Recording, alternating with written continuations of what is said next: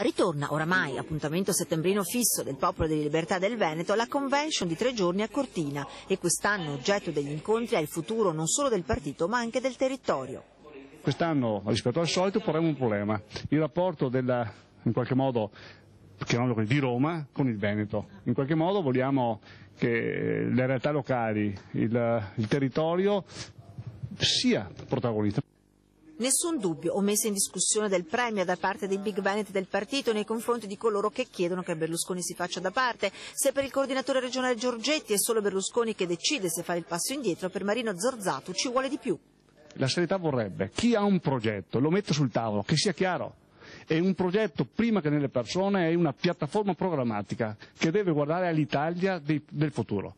E di certo a Cortina si parlerà e si progetterà il futuro del partito e a farlo sarà il delfino designato dal Premier Angelino Alfano.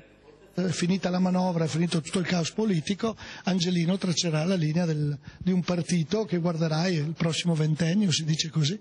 In programma nella 3 giorni nessuna videoconferenza o telefonata quest'anno con Silvio Berlusconi, ma pur non presente il suo peso politico rimane per il partito innegabile. Se arriva Silvio è sempre Silvio. Con l'alleato della Lega nessuno screzio, ma piuttosto, come si dice in politica, un confronto democratico. Essere a contatto con le persone come fa bene la Lega, dobbiamo imparare anche noi, il Movimento Giovanile del Popolo Libertà l'ha già imparato anche in questa occasione con i gazebi del fine settimana.